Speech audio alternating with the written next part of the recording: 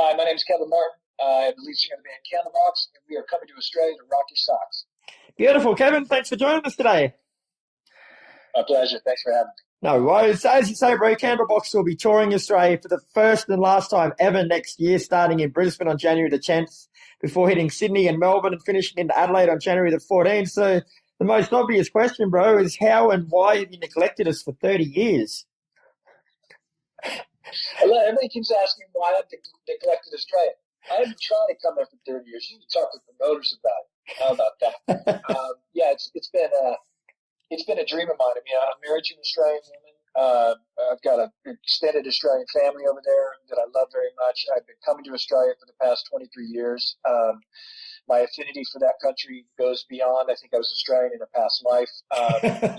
It's just one of those things, man. I love that country. I've been trying to come for 30 years. I don't know why it's taken us so long. We've asked, several times to be put on some of like even the festivals with Stone Temple Pilots and the guys in live and stuff like that.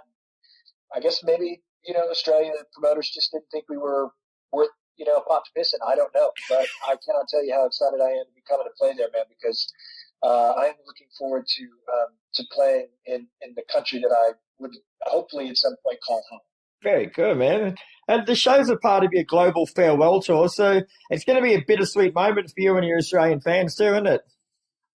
I think so. I mean, it's going to be more bittersweet for me, I think, than it is for them. I mean, I'm going to give them 2 hours, each night of my very best. But it's saying goodbye to this career it's been strange. I mean, all summer long, there's moments standing on stage in front of 10,000 of my closest friends, thinking to myself, this is the last time I'm going to sing this song with these people.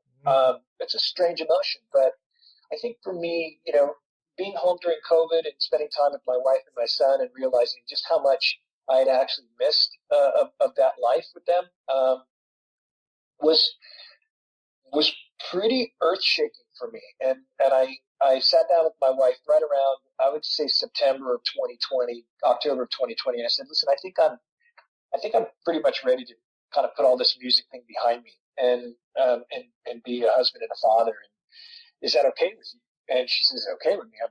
I'd be, beyond grateful. But she's like, are you sure that you can put that away? And I said, I don't love it as much as I used to. I think it was being home for such a long, extended period of time that I realized that music was no longer the love of my life nor my mistress. It's almost as though she become like a close friend that I would bump into every now and then and didn't really like seeing that much, sort of thing. Right. Does that make sense? Yeah. And I certainly don't. I want to be an artist that phones it in. I don't want to be that guy. So when we got back out on the road in 2021, I made sure that the shows that we played were where we wanted to play. That the events that we were involved in were events that I felt were a good place for Candlebox to be. And it was all leading up to this farewell goodbye tour of 2023 for the 30th anniversary of the debut album. So I was very conscious about what I was doing. So on that note, bro, how do you wrap up over 30 years of music in one show? It must be hard. I don't know, man. I don't know. I think the last show in Adelaide is going to be pretty strange for me because I'm going to get on a plane the next morning and fly home to Los Angeles, and I'll at that point have been finished up as a touring musician. So I think that's going to be the real kind of moment for me where I kind of absorb everything that's happened, and I don't know how you put it in one show. I don't know. I'm going to try my best. Yeah. So I suppose this is a fitting a time as any to take us back a bit through the history of Candlebox, bro. So you guys emerged out of the Seattle grunge scene in the mid-1990s. So what was the musical climate like when you came into the world, I guess? Where did Candlebox fit in? Well, we didn't fit in anywhere, unfortunately. We've always been the redheaded stepchild of the Seattle music scene. So, I like that. I think when we started the band, we were so much younger than the guys in Alice and Soundgarden and Pearl Jam. I was 16 when Kris was 21. So it was a weird city because all the eyes of the world were on it. It was oversaturated with bands. And then along came these four knuckleheads in a band called Candlebox that sounded nothing like any of the other bands. And no one really knew who we were. I knew a lot of the guys from Pearl Jam. I knew a lot of guys from Soundgarden. Kris and I were very good friends. Lane Staley was one of my best friends because I worked in a shoe store that was managed by Susan Silver, who was managing Soundgarden, Alice in Chains, and Screaming Trees at the time. So I got to know a lot of the musicians from that environment and coming to get the flyers for the shows and whatnot. And so I think that they were all kind of surprised that this kid that worked in a shoe store was now singing in a rock band. I was playing drums in a punk band prior to Candlebox. So I don't think it was, people were really like, that's the same guy who's playing drums. Like, this is weird. But, it worked. But we did not fit in. And we certainly didn't fit into the grunge movement. We immediately went from the alternative radio play to a hard rock radio play, which I think was, kind of stupid. But, it was just kind of one of those things that happened. And unfortunately, we kind of always sat on the outside of that little tiny flick of the Seattle rock and roll scene. So your debut self-titled album in 1993 was a massive success, mate. Like, what do you put that down to? Was it timing? Was it the songs on it? Was it a combination of everything? I think it was everything combined. It was the perfect timing for a band like Candlebox to come out. We created a sound that was unlike anything other than in Seattle, except for maybe Mother Love Bone. So, I've always kind of said that Candlebox is like the Journey of the Seattle music scene. How Journey doesn't always kind of fit in the San Francisco music scene, never really fit in the kind of Bad Company world. They were kind of the pop band of the 70s rock and roll scene. And Candlebox was kind of a similar band. So, but I think that the music that we created, and certainly songs like Far Behind and You and Cover Me, are staples even today, still on rock radio and alternative radio. So we did something right. I think that we tapped into those emotions of an audience that kind of maybe was a little bit jaded by what had happened with Pearl Jam and Nirvana and being spoon-fed this kind of Seattle music scene. That all of a sudden came along this band of, Candlebox was like a little bit of a teaspoon of sugar, if you will. We're a little bit sweeter than everything else. And I think people were kind of ready for that. And so that's mainly my idea of how it happened. Yeah. So the music scene's undergone many changes in your time as a band, bro. So has Candlebox been the sort of band who's tried to change with the times, or have you sort of stuck to your own path more so? I've always tried to push the band beyond. I've never chased trends, which I'm very lucky that I didn't. We after the debut album, we made a record that's a complete left turn called Lucy, which had nothing to do with the debut album. And then, of course, Happy Pills came along and it was like a whole other direction for us. So, and by the time we got back together in 2007 to do the End of the Sun record, we had grown so much as musicians and artists and songwriters that it was a little bit easier for us to get into a room and write a record. So that's why I think why End of the Sun is such a kind of poignant album for us. And a great record for us to have come back with. But we just, we just somehow it worked. I've tried over the years to kind of explain it and figure it out. I'm not really sure, man. How I got here. So looking back now, bro, like, have you achieved everything you wanted out of music, do you think? No.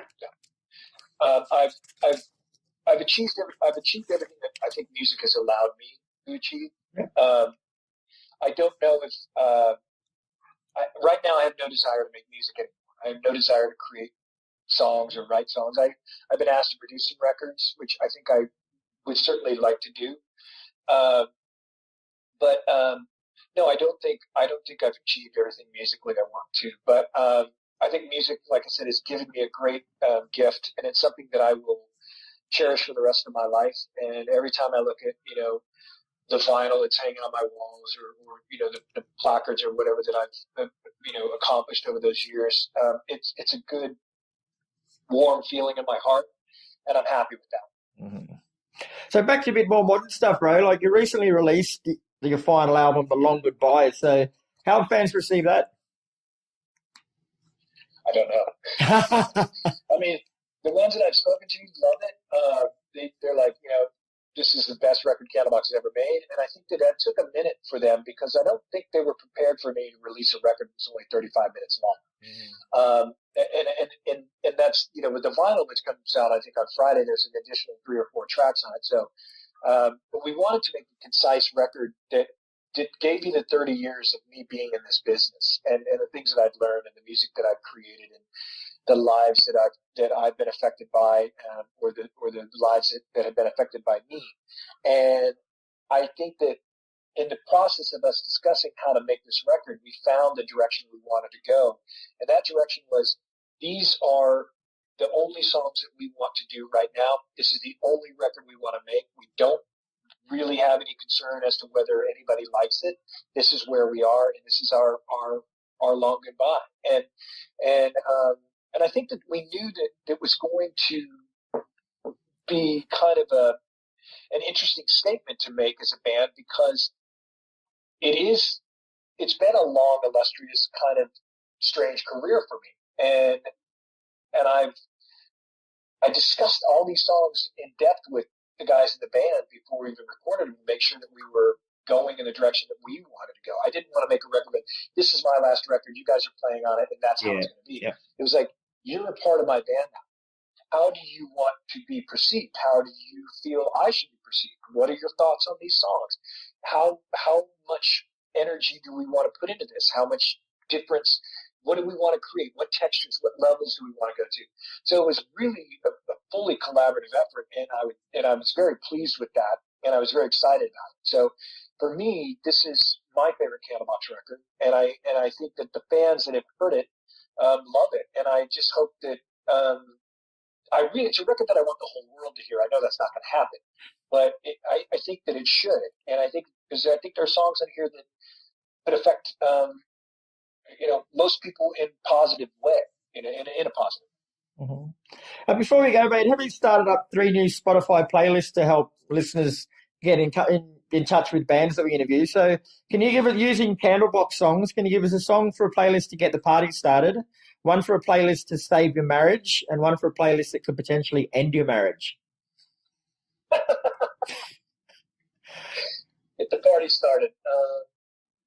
That would probably be Arrow.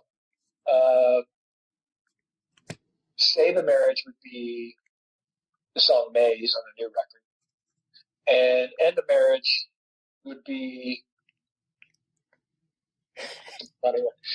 How Does It Feel off of Into the Sun. Too easy. All right, Kevin. Well, thanks very much for your time today, mate. You have certainly woken me up and got me ready for the day, brother. So we'll see you out here in January. I'll be at the Brisbane show, bro. So we'll catch you then. Thanks, Kris. Thanks, buddy. Look forward to it.